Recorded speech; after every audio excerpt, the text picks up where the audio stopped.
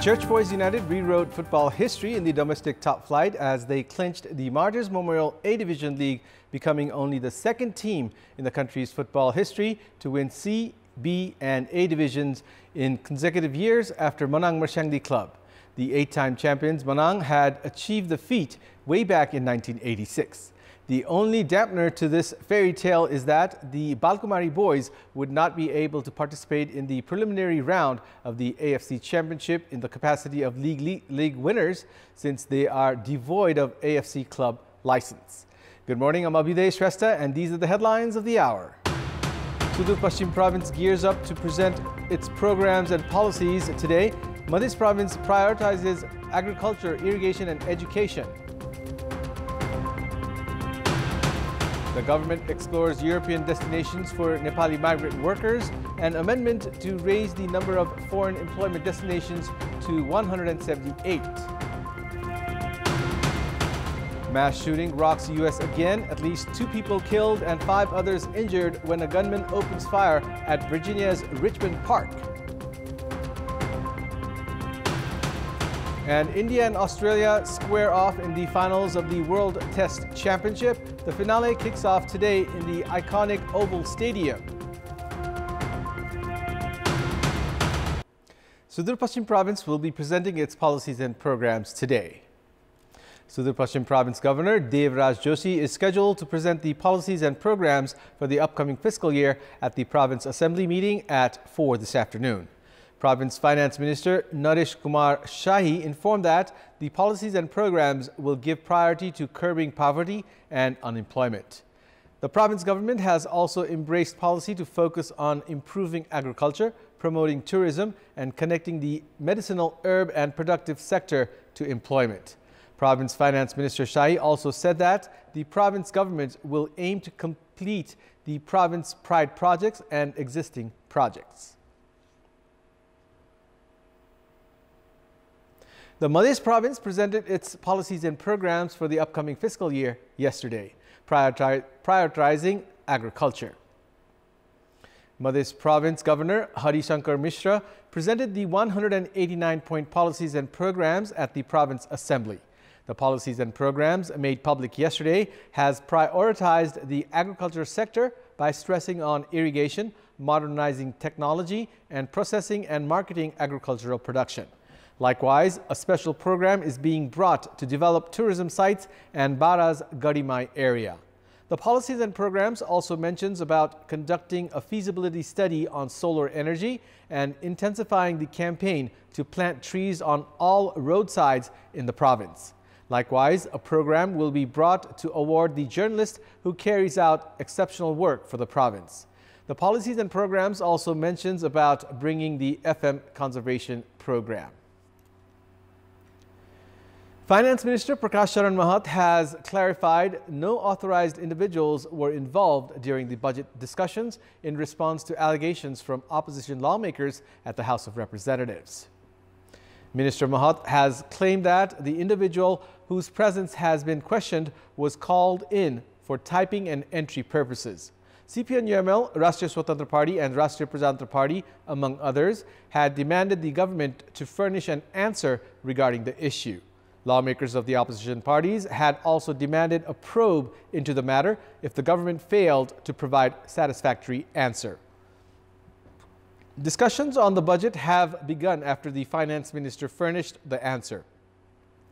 Chairperson of the main opposition, CPN-UML, KP Sharma Oli, alleged that the budget aimed to benefit a few interest groups and said that the current budget does not represent Nepal and the Nepali people. Meanwhile, lawmakers from the ruling alliance claimed that the budget was based on facts and suggested to add a number of programs. The House meeting, which was previously scheduled to begin at 11 a.m., was pushed to 1:30 p.m. yesterday by House Speaker Devraj Ghimire after opposition parties prepared to obstruct the House meeting. In order to curb expenses, the government, through its budget for the next fiscal year, announced of scrapping and merged 20 entities. In response, officials of these state-owned companies have demanded for the ground of the government decision and urged against implementing the scrapping and merger. The government hopes to save 45 billion rupees through the measure, which employees of the entities have disagreed to, saying that the merger or scrapping of the entities will invite more problems and affect public service delivery.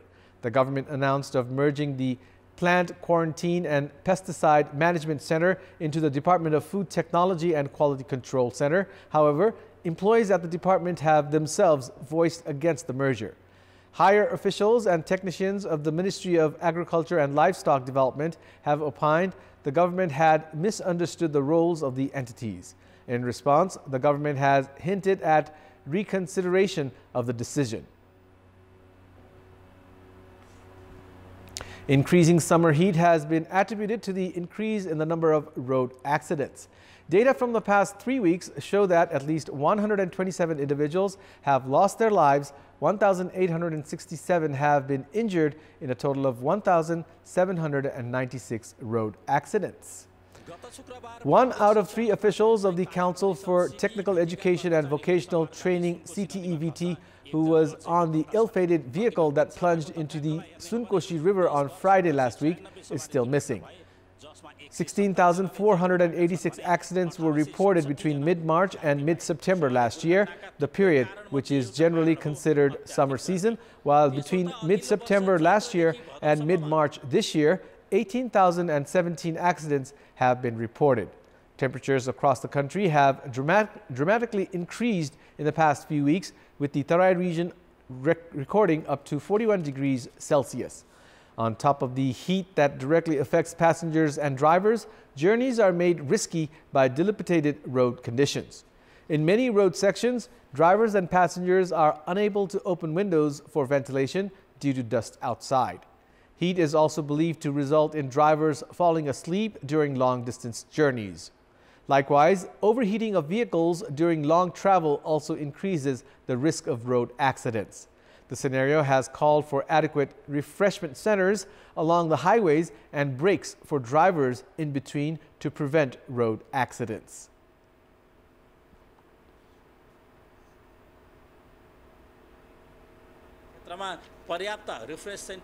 In this context, in our Public Voice segment, we had asked people in several provinces regarding ways to prevent accidents on the highways. Let's take a look at what they had to say.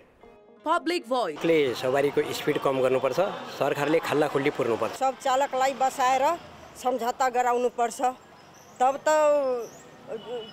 चालकहरूको दिमागमा घुस्छ अनि त्यसपछि बल्ल अनि दुर्घटना कम हुन्छ। बाटो फराकिलो हुनु पर्यो, जनचेतना जाग्नु पर्यो। चालकले नै सावधानी अपनाउनु पर्छ। ड्राइभरहरूले सीट बेल्टहरुको युज गर्न पर्यो। सवारी साधन धेरै कुरा आउँछन्, ट्राफिक पुलिसहरुले अलि कन्ट्रोल गरिदिनु पर्यो। पैदल यात्रीले नि गाडी आएर हामीलाई अब खिच्छ कि यताउति हुन्छ कि भनेर सोध्नु पर्यो। ट्राफिक प्रहरीको उपस्थितिमा जनचेतनामूलक कार्यक्रमहरू आयोजना गर्ने, सीट भन्दा बढी मान्छे नाल्ने, राजमार्गको स्तर उन्नति गर्न एकदमै जरुरी छ। पुराना गाडीहरूलाई मर्मत गरेर राम्रो गराउनु पर्यो। चालकहरूले पनि पूर्ण रूपले ट्राफिक नियमको पालना गर्नु पर्यो। द्रुत गतिमा हिँड्छन् तिनीहरूलाई अलि न्यून गतिमा हिँड्न पहल गर्नु पर्यो। ट्राफिकले पनि ट्राफिक नियम पालना गर्नको लागि सहजीकरण गरिदिनु पर्यो। माफसै गरेर चलाउनु भएन अनि आवश्यक परेको ठाउँहरुमा आकाशे पुलहरुको व्यवस्थापन गरिदिनु पर्यो।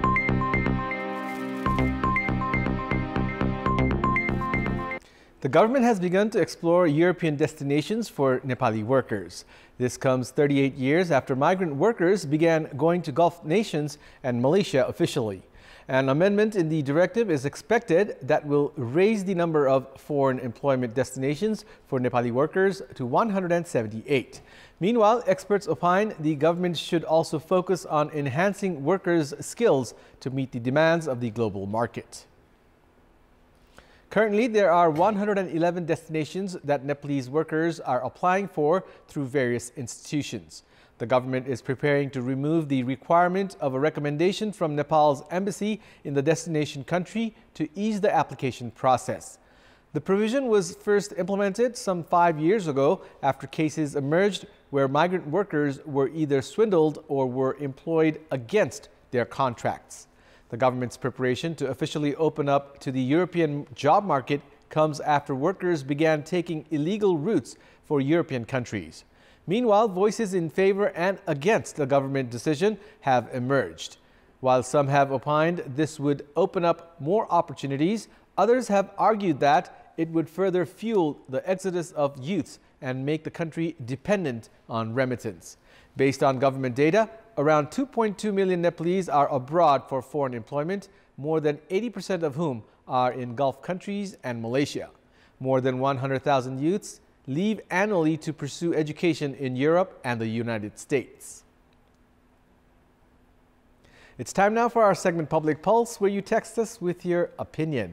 Public Pulse. Here's the question. What do you think of the government's decision to raise the number of countries for foreign employment? Your options are A, unstable to provide employment, B, to raise remittance, and C, to create opportunities.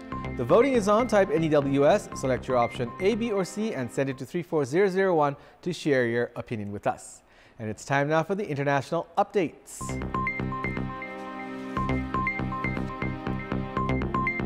A man armed with 4 handguns killed 2 people and wounded 5 others when he fired into a crowd outside a high school graduation ceremony in Richmond, Virginia in the United States yesterday.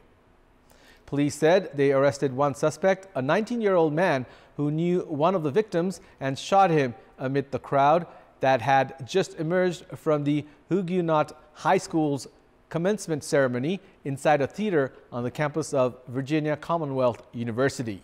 Interim Richmond Police Chief Rick Edwards told the press conference the suspect was likely to be charged with 2 counts of second-degree murder in addition to other offenses. Edwards said a 9-year-old girl was struck by a car in the chaos that ensued, and multiple other people were injured in falls or suffered from anxiety. The interim police chief also said the suspect fled the scene on foot and was captured in possession of 4 handguns, 3 of which may have been fired, stressing that it was too early in the investigation to be certain. The United States has grown accustomed to mass shootings in public places such as schools, shopping centers, and churches.